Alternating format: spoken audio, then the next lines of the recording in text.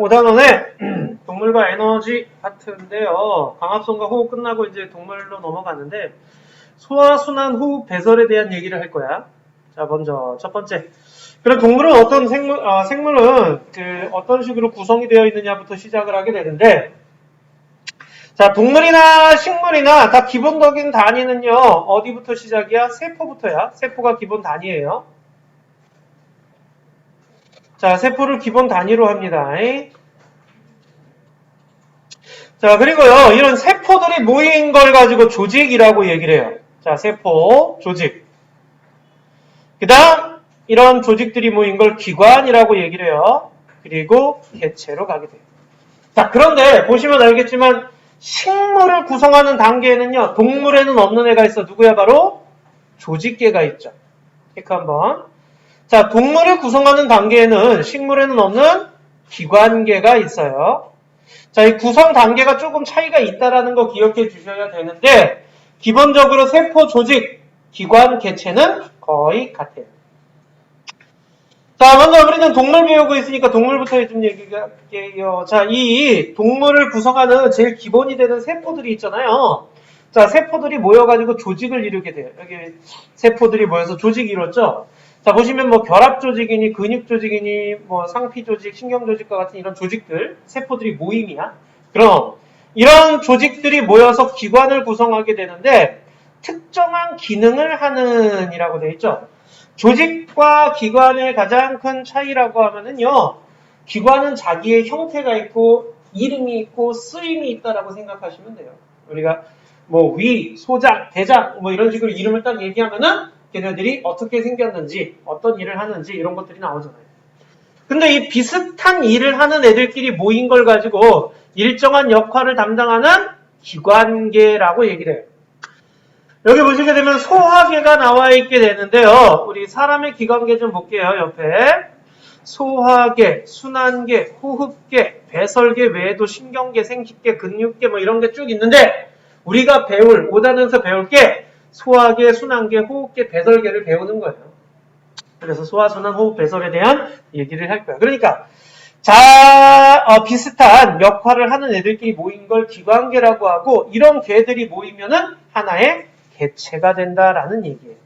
자, 소화계는 당연히 뭐야? 영양소를 흡수하는 소화에 관련된 얘기고요. 순환계는 이게 전달, 우리 몸을 돌아다니는 순환하는 개념.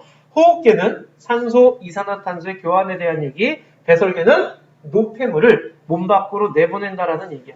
5단원에서 배울 게 이거야. 소화, 순환, 호흡, 배설에 대한 얘기를 할 겁니다.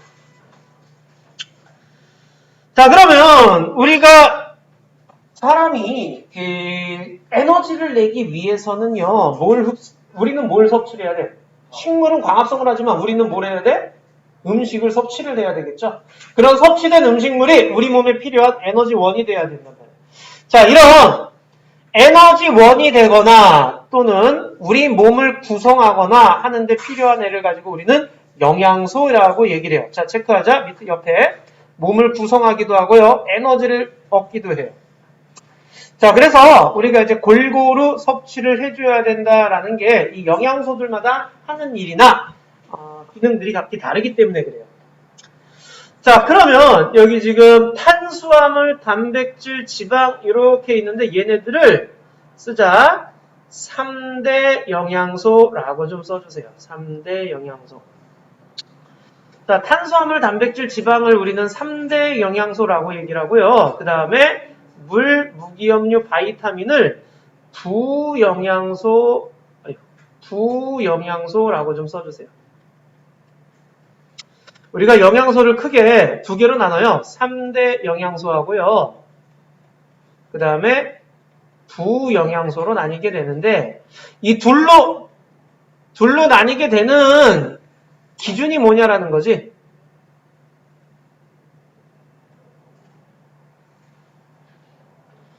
자, 둘로 나뉘게 되는 기준이 뭐가 되는 거냐? 3대 영양소는 에너지원이 됩니다. 자, 3대 영양소는 에너지원이 돼요. 체크. 자, 여기 단백질도 에너지원 체크, 지방도 에너지원 체크. 그죠?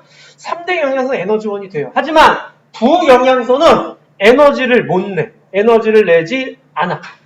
자, 그래서 부영양소는 에너지를 못 내고 3대 영양소는 에너지를 내는 거야. 우리가 배고파. 몸에 힘이 없어.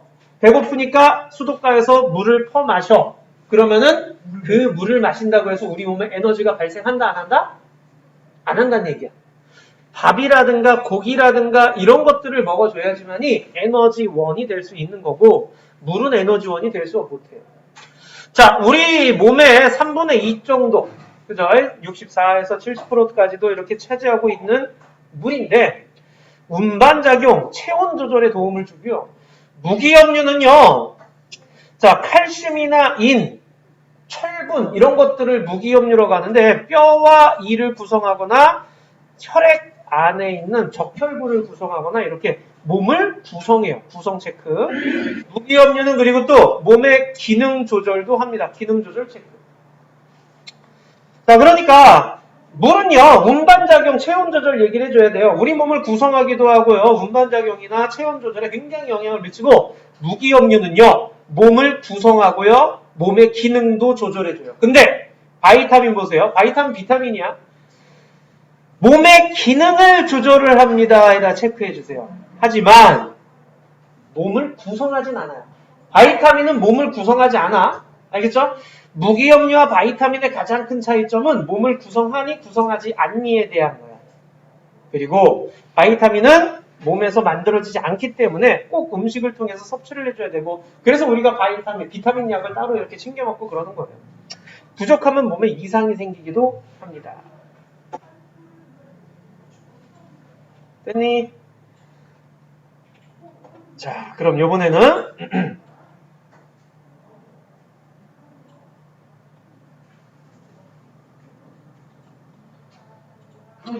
자, 탄수화물 같은 경우에 보면은 탄수화물은 이렇게는 3대 영양소라고 얘기를 했어. 자, 탄수화물은 대부분 에너지원으로 쓴다 그랬죠. 그러니까 우리가 주식으로 먹는 애가 누구야? 밥. 자, 간혹 뭐 빵을 먹기도 하고 라면을 먹기도 하고 이런 것들이 전부 다 탄수화물에 속하는 것들이에요. 자, 그래서 주식으로 먹는 대부분 에너지원으로 사용되는데 남으면 어떻게 돼? 지방으로 바뀌어서 저장을 해요. 그러니까 밥 많이 먹어서 살찌는 경우가 바로 이런 경우죠. 단백질은 에너지원으로 사용되고요. 몸을 구성하는 주된 성분이에요. 우리 몸에서 가장 많은 양을 차지하는 애가 누구라고? 우리 몸에서 가장 많은 양을 차지하는 애는 물이에요. 두 번째로 많은 양을 차지하는 애가 바로 단백질이야. 단백질 같은 경우는 세포 주성분이기 때문에 청소년기에 특히나 많이 먹어줘야 돼요. 자, 그리고 가장 많은 열량을 발생하는 애가 바로 지방이에요. 에너지원으로 사용되는데, 자, 봅시다. 탄수화물이나 단백질은 1g당 4kcal의 열량을 발생해요. 근데 지방은 1g당 9kcal의 열량을 발생해요. 우리 그 다이어트 하는 양반들 보시게 되면 밥 한 공기에 몇 킬로칼로리고 피자 한 조각에 몇 킬로칼로리고 이런 칼로리를 계산하잖아요. 자, 그거 어떤 식으로 하는 거냐? 밥 한 공기에 탄수화물이 몇 g이나 있느냐 그걸 따져가지고 곱하기 4를 해주는 거야. 피자 같은 경우에는 거기에 있는 고기, 단백질은 몇 g, 그 다음에 빵, 탄수화물은 몇 g, 그다음 기름 성분, 지방은 몇 g 이런 걸 다 따져요. 그래서 탄수화물에다가는 그램 수에다가 곱하기 4, 단백질은 그램 수에다가 곱하기 4, 지방은 그램 수에다가 곱하기 9해서 더해주면 그게 그 음식의 열량이 되는 거야. 그래, 얼마나 먹어야 돼, 자, 그래서 이런 식으로 이렇게 영양소를 구분을 했고요. 일단은 115쪽을 먼저 풀어보자. 풀고 자, 115쪽 먼저 풀고 우리 채점하고 뒤에 거 이제 나머지 하도록 하자. 자, 보자. 1번에 기억, 니은, 디귿 나왔니? 네. 자, 그 다음 2번에 기억, 뭐야? 기억, 니은, 디귿. 기믹이에요? 자, 2번에 OX, OX. 3번에 니은, 디귿, 미음. 4번엔 OX, OO네. 5번에 무기염류예요. 자, 여기서 잘 모르겠는 거.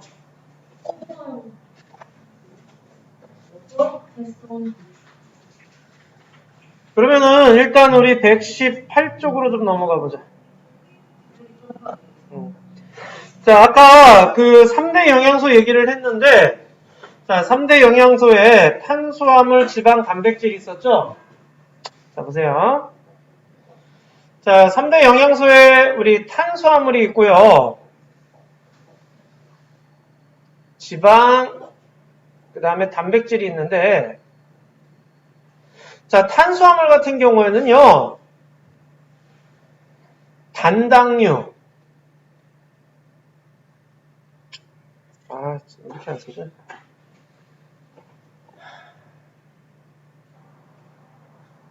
자, 탄수화물 같은 경우에는요, 여기 지금 녹말, 설탕, 역당 이렇게 지금 탄수화물의 예시로 나와 있는데, 114쪽에 보면은. 자, 이런 녹말과 같은 애들을요, 다당류라고 얘기를 해요. 다당류. 그 다음, 설탕과 같은 애들, 엿당과 같은 애들을 이당류라고 얘기를 해요. 자, 그 다음 여기 하나만 더, 포도당을 좀 써주시고요. 포도당과 같은 애들을 단당류라고 얘기를 해요. 그러니까 탄수화물은 단당류는 당이 몇 개 있다는 얘기겠어?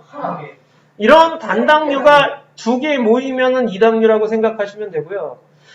이런 단당류가 여러 개 쭉 연결되면 이런 다당류, 즉 녹말과 같은 다당류가 되는데요. 이당류나 단당류에서는 단맛이 나요. 하지만 다당류는 단맛이 잘 안 나죠. 우리가 밥이라든가 이런 것들은 녹말과 같은 다당류예요. 그래서 밥에서 단맛이 안 나는데 꼭꼭 씹다 보면은 단맛이 나. 그게 녹말이 엿당으로 변하기 때문에 그래요. 자, 그래서 이런 단당류, 이당류, 다당류로 이렇게 탄수화물은 또 구분할 수 있는데 이것들을 우리가 확인하고자 해, 확인. 그러니까 이 안에 어떤 영양소가 있는지 확인하는 거야. 자, 우리 여기에다가 별표를 꼭 좀 쳐주세요. 이거. 118쪽에 요거 별표 왕창 쳐주시고 무슨 일이 있어도 꼭 외워주셔야 돼요. 자, 아이오딘 반응이라고 나와 있는데 이 아이오딘 반응 우리 앞에 4단원에서 잠깐 얘기 나왔죠? 아이오딘, 아이오딘화 칼륨 용액이에요. 자, 누구랑 만나면? 녹말과 만나게 되면 무슨 색 된다고? 그렇지, 청람색 된다고. 자, 그러니까 이 녹말을 검출하기 위해서 아이오딘, 아이오딘화 칼륨 용액을 이용하는 거예요. 그래서 얘 음식물 안에 무슨 영양소가 들었는지 잘 모르겠네? 그러면 아이오딘, 아이오딘 칼륨을 넣었더니 청람색이 됐다. 그럼 이거 녹말이구나 라는 걸 알게 되는 거예요. 자, 뷰렛 반응 보세요. 단백질을 검출할 때 씁니다. 5% 수산화나트륨 수용액과 1% 황산구리 수용액을 뷰렛 용액이라고도 얘기를 하는데 이 5% 수산화나트륨과 1% 황산구리 수용액이 들어있는 곳에다가 단백질을 집어넣으면 보라색 나오네. 그럼 거기 단백질 있다는 뜻이에요. 그래서 이런 반응을 뷰렛 반응. 자, 수단 3 반응인데 이거는 누굴 검출하는 거냐? 지방이야. 수단 3 용액에다가 지방이랑 만나니까 선홍색을 띈데 그럼 이거 지방이구나 라는 거야. 자, 베네딕트 반응이라고 되어 있는데 이거 당분이라고 되어 있죠. 주로 포도당을 가지고 얘기를 할 건데 엿당이나 젖당이나 이런 것들도 반응은 해요. 그래서 당분이라고 나와 있는 거야. 주로 이제 포도당을 가지고 얘기를 하긴 하는데 엿당이라든가 젖당이라든가 이런 거 이당류에서도 반응을 하는데 단 설탕은 반응을 못해. 베네딕트 반응은. 자, 이게 근데 또 하나 또 체크해야 될 게 이거예요. 얘는요, 뭘 해줘야 되느냐? 가열을 해줘야 돼요, 요거, 가열. 가열이란 그래다 꼭. 그러니까, 모든 반응들이, 나머지 반응들은요, 가열할 필요가 없었는데, 이 베네딕트 반응 같은 경우에는 가열을 꼭 해줘야 된다는 얘기예요. 그래서, 베네딕트 용액이 황적색 변하면 당분이 있다는 얘기예요. 요거 무슨 일이 있어도 꼭 외워주셔야 돼, 달달. 이거 이제 나중에, 고등학교 가서도 똑같이 계속 나올 거야. 그러니까 이거 봐. 증류수는 아무런 변화가 없다는 얘기는 증류에서는 어떤 영양소도 없다는 얘기야.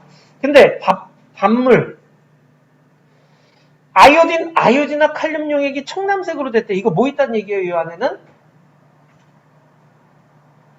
얘들아? 뭐가 들어있다는 뜻이니? 녹말이 들어있다는 얘기죠. 나머지는 없는 거야. 달걀 흰자에게는요, 이거에서만 보라색이 됐네? 그렇죠. 단백질이 들어있다라는 걸 알 수 있는 거죠. 원래 있잖아요. 계란. 그래서 확인하는 거야, 지금. 자, 양파즙을 똑같이 다 각각에다 집어넣으니까 베네딕트 용액에서만 황적색이 됐네. 뭐가 있다는 뜻이냐? 포도당이 있다는 얘기죠. 당 성분이 있다는 얘기야. 콩기름을 했더니 이번엔 수단3에서만 선홍색 반응이 나타나. 이거는 지방이 있다는 얘기죠. 자, 무슨 말인지 알겠죠? 지금 이 실험은 매우 중요한데 음식물 안에 어떤 영양소가 있는지 확인하는 실험이에요. 그래서 어떤 용액이 무슨 영양소랑 만나서 무슨 색깔이 되는지 다 알고 계셔야 돼. 다 외워줘야 된다. 자, 24개 홍판에다 음식물의 이름을 해놓고서는요, 각각에다가 증류수 넣고 이런 식으로 하나씩 다 떨어뜨려 보는 거예요. 베네딕트 반응할 때는 가열해서 떨어뜨려 놓는 거고요. 자, 이랬더니 색깔 변화가 이렇게 됐다는 얘기는 단물의 녹말, 달걀인자의 단백질, 양파즙의 당, 콩기름의 지방. 요거 말고 이제 우유가 굉장히 자주 나와, 우유. 우유는요, 이렇게 반응이 일어나요. 우유에는 녹말이 있다, 없다? 없다는 얘기야. 근데, 베네딕트 반응했다는 얘기는 당분은 있다는 얘기야. 우유에는 젖당이라는 당분이 있어. 자, 그리고 단백질도 있고 지방도 있어요. 그러니까 우유는 탄수화물, 단백질, 지방이 다 들어있어. 그래서 우리가 우유를 완전 식품이야 라고 이렇게 얘기를 하고 있어. 오케이. 자, 이제 바로 옆에 119쪽이죠. 119쪽에 문제를 좀 풀어보시고 역시 또 채점 한번 해보도록 하자. 119쪽에 문제 풀 때요. 옆에 그 빈칸 있지? 빈칸도 다 좀 적어줄 수 있도록 해.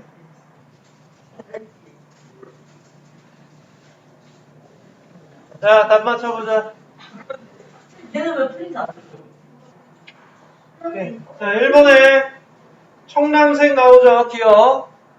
오케이. 기억 청량색. 자, 2번에는 미음이죠. 보라색. 미음이요? 예.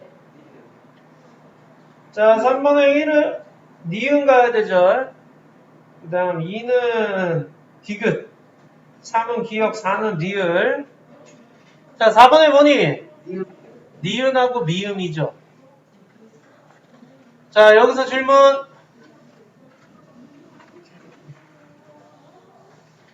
자, 이거 굉장히 중요하니까 영양소에선 요거 색깔 변화라든가 이 용액이라든가 꼭 기억해 주셔야 돼. 그럼 우리는 다시 소화로 가자. 116쪽으로 들어가 주세요. 자, 116쪽에 이제 소화하자. 야, 우리가 음식을 먹었어. 음식을 먹게 되면은요, 그 음식이 우리 몸에서 흡수할 수 있게끔 작게 만들어줘야 돼. 그 작게 만드는 그 과정을 우리는 소화라고 얘기를 하는 거야. 그러니까 소화는 커다란 음식을 작게 만들어주는 거야. 자, 이것들을 작게 만들어주는데 도와주는 애가 바로 소화효소라고 생각하시면 돼요. 소화효소는 영양소를 매우 작은 크기로 분해하여 세포가 흡수할 수 있도록 한다라고 했죠. 우리가 지금 여기에서는 어떤 영양소가 어떤 영양소로 바뀌고 그 다음에 그 바뀔 때 어떤 소화효소가 관여를 하는지를 역시 또 다 기억을 해 주셔야 되는데 이 소화 과정을 보시게 되면 먼저 우리가 입으로 들어가지. 입 다음에 식도, 위, 소장, 대장, 항문. 지금 음식이 통과하는 길이죠. 이렇게 음식이 통과를 하는데 이걸 우리는 소화관이라고 얘기를 해요. 음식이 지나가는 길에 있는 소화관이라고 얘기를 하는데 얘네들 지나갈 때 음식을 분해하고요. 분해를 하고 그 다음에 흡수를 하고 그 다음 버리고 하는 거예요. 자, 이렇게 해서 소화 과정이 일어나게 됩니다. 입에서의 소화인데 입에서는요 어떻게 해줘야 돼? 꼭꼭 씹죠. 씹어줄게요. 자, 그게 이제 뭐야? 잘게 부서지는 작용이고요. 그 다음 입에서 나오는 소화액이 뭐가 있다? 침이죠. 그 소화액 안에 소화효소가 들어있어요. 체크하자. 아밀레이스에다가 자, 아밀레이스라고 하는 침 속에 소화효소가 있는데요. 이 아밀레이스는 녹말을 엿당으로 바꿔줍니다. 자, 녹말을 엿당으로 바꿔주는데 아까 녹말은 뭐였어? 다당류였죠. 엿당은 이당류였죠. 그래서 녹말은 단맛이 없었는데 엿당으로 바뀌면 단맛이 나는 거예요. 그래서 오랫동안 꼭꼭 씹고 있다 보면 이렇게 단맛을 느낄 수 있는 게 바로 그랬는데 모든 녹말이 다 엿당으로 바뀌진 않아. 왜냐면 우리 입에서 소화 보시면은 좀만 씹다가 꿀떡 삼켜버리잖아요. 그죠? 자, 그러니까 일부가 이렇게 엿당으로 변했어요 라고 하는 거예요. 자, 침 속에 있는 아밀레이스에 의해서 녹말이 엿당으로 바뀐다라는 거 꼭 기억을 좀 해주세요. 이게 입에서 일어나는 소화인데 입에 있는 소화 효소 있잖아요. 이런 아밀레이스와 같은 소화 효소는요. 하나의 소화 효소는 하나의 영양소만 분해시킬 수 있어요. 알겠죠? 하나의 소화 효소는 하나의 영양소만 분해시킬 수 있어. 그래서 아밀레이스라는 소화 효소는 녹말만 분해할 수 있는 거예요. 다른 단백질이나 지방은 분해 못해. 뭐 기억해 주시고요. 그리고 나서 식도를 지나가는데 식도 그냥 지나가요. 그리고 위로 들어갑니다. 자, 입 지난 다음에 자, 입을 지나게 되면서 녹말이 엿당으로 바뀌게 돼요. 누구? 아밀레이스에 의해서. 자, 꼭 체크를 해주시고요. 그 다음 식도 지나서 위로 들어오게 되는데 위 안으로 들어오게 되면요. 위액이 나오게 되는데 그 안에 펩신이라고 하는 소화효소가 있습니다. 이게 단백질을 분해시켜 이게 중간 크기로 중간 상태의 중간 산물 단백질이라고도 얘기를 하는데 자, 그래서 일부 이렇게 끊어주는 거야. 단백질을 끊어가지고 이렇게 조각조각 내기 시작하는 거예요. 펩신이. 자, 위액의 펩신에 의해서 단백질이 중간 산물로 이렇게 나타나게 되고요. 자, 그 다음 위액에 있는 염산. 자, 우리 위액에 염산 들어있잖아요. 그래서 이렇게 염산이라고 하는 산이 들어있는데 얘가 이제 염산에 하는 일 보시게 되면 펩신의 작용을 돕기도 하고요. 살균 작용도 합니다. 자, 그러니까 우리가 이제 우리 몸속에 들어오는 균들을 위액에서 한번 살균을 시켜준다라고 생각해 주시면 돼요. 자, 다음 이제 위에서는 그래서 다른 애들은 탄수화물이나 지방은 소화 효소에 의한 소화가 없어. 단백질의 소화만 나타나고 있어요. 자, 그리고 이제 소장으로 들어가게 됩니다.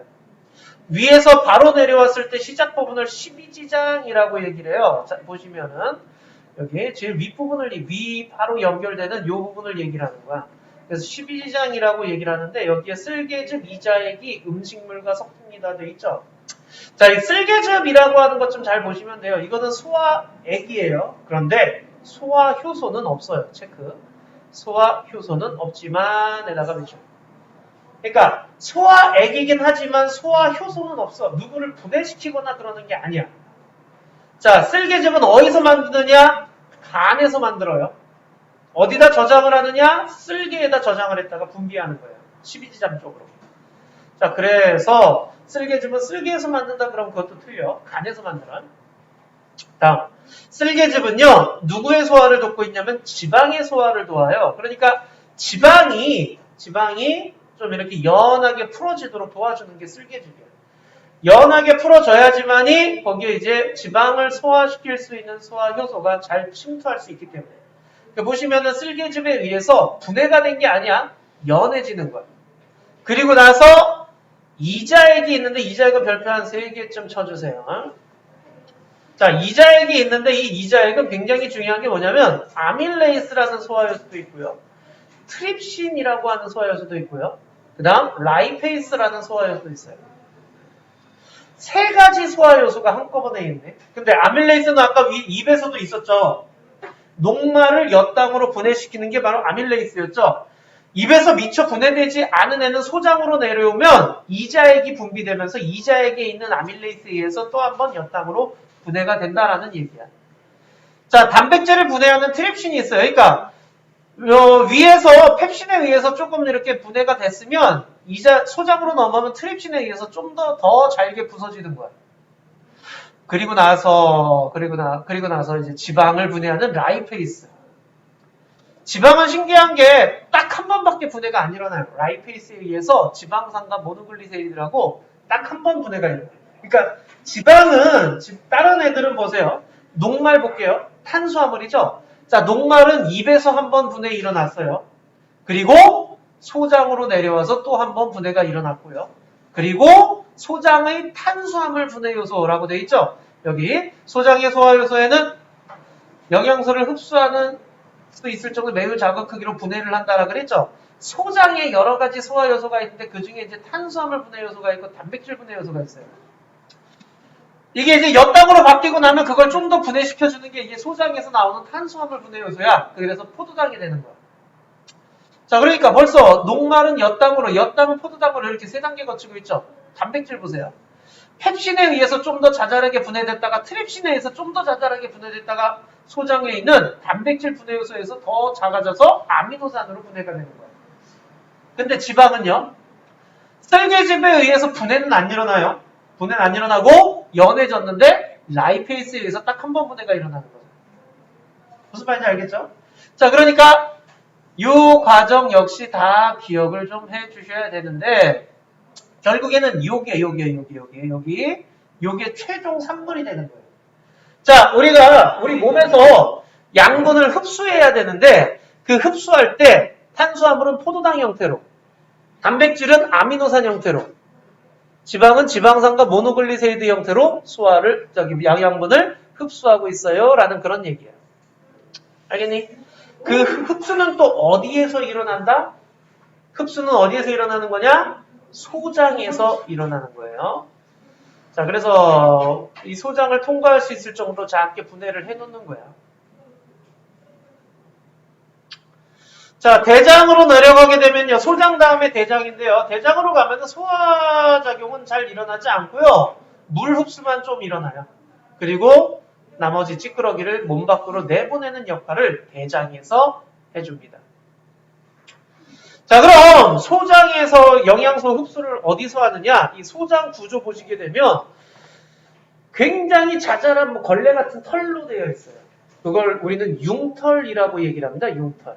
자, 주름 표면에는 융털이라고 하는 돌리가 많이 있는데 이 융털이 어떤 역할을 하느냐? 밑줄 쳐요. 표면적을 넓게 해서에다가 표면적을 넓혀주는 역할을 해요. 자, 융털이 하는 일, 표면적을 넓혀줍니다.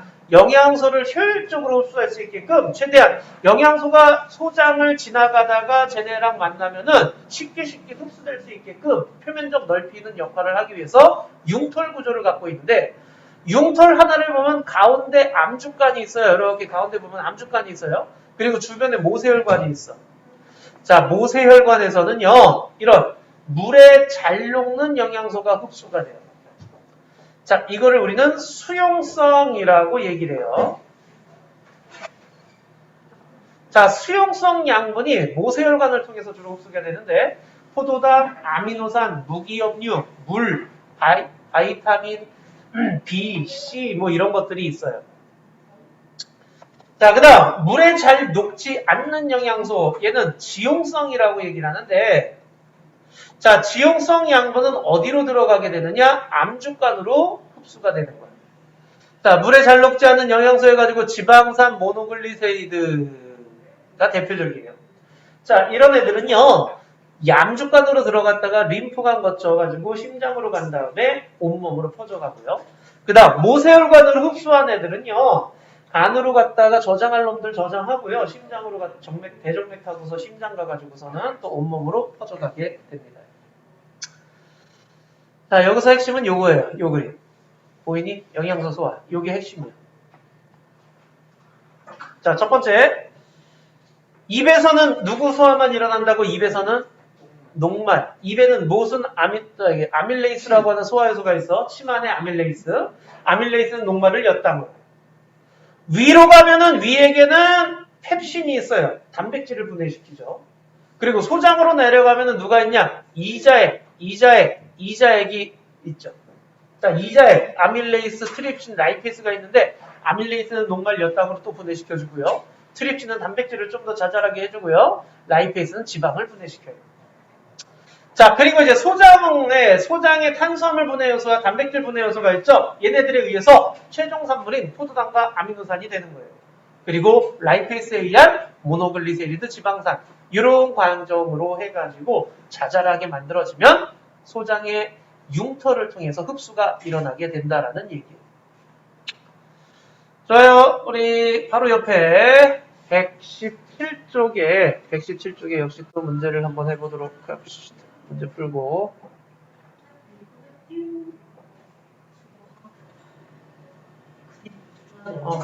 자, 그래서 6번에 기억, 니은, 리을이고 7번에 XO, XX, 8번에 기억, 니은, 9번에 니은, 기억, 디귿, 10번에 모세혈 관순이에요. 여기 어려운 거. 신장. 어. 에어컨 살짝. 자, 그럼 120쪽 가보자. 에어컨 살짝 끄는 거. 자, 120쪽에 치매 소화작용 실험인데요. 자, 침 안에는 무슨 영양소가, 소화효소가 있다 그랬니? 아밀레이스가 있다 그랬죠. 아밀레이스는 뭐를 뭘로 바꿔줘?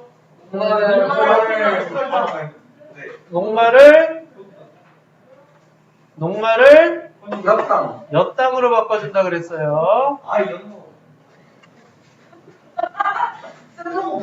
자, 그래서 물을 한 모금 머금고 1분 동안 이렇게 한 다음에 뱉어내요. 용액을 준비한 거예요. 자, 그게 이제 침 들어있는 용액을 준비한 거고요. 자, 그 다음 AD에 녹말 용액을 각각 집어넣고요. A와 C에는 증류수를 넣었대요. B와 D에는 침 용액을 넣었어요. 자, 그 다음 35에서 40도 심을, 요거 무슨 온도야? 35에서 40도 심면? 물이 날아가요. 체온이요, 체온. 체온 정도의 물에다가 이렇게 담고 10분 정도 기다리는 거예요. 그래서 아이오딘 반응하고 그 다음에 베네딕트 반응을 해 보았을 때 색깔 변화를 보는 건데, 증류수 논거는 아이오딘 반응에 반응을 해요. 그 얘기는 증류수 논거의 녹말은 변화가 없이 그대로 들어있다는 얘기죠. 근데 침을 넣은 용액에서는 아이오딘 반응을 하지 않아. 오히려 무슨 반응이 일어나? 베네딕트 반응이 일어나는 걸 볼 수 있어요. 자, 베네딕트 반응에서 황적색이 됐다라는 거죠. 자, 여기서 주의할 것 있어. 아이오딘과 칼륨 용액은 원래 갈색이에요. 그러니까 이 갈색이다라는 얘기는 변화가 없다는 뜻이야. 베네딕트 용액도 원래가 푸른색이야. 그렇기 때문에 갈색이나 푸른색은 변화 없음을 의미하는 거예요. 자, 이걸 통해서 우린 뭘 할 수 있어요? 침 안에는 녹말을 당으로 바꿀 수 있는 소화효소가 있구나라는 얘기죠. 자, 그게 아밀레이스라는 거예요.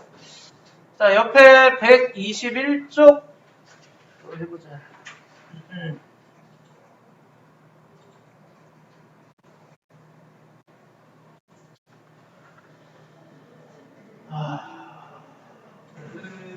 자, 채점하자. 1번에 A죠. 예. 2번에 D예요. 예. 3번에 3, 예. 4번에 1. 맞았다. 여기서 질문. 없어요. 없어요. 질문이요. 자, 우리 뒤에 이제 문제 해보자. 125쪽까지 싹 다 해보시고요. 125쪽까지 싹 다 해보시고 채점해보세요. 하고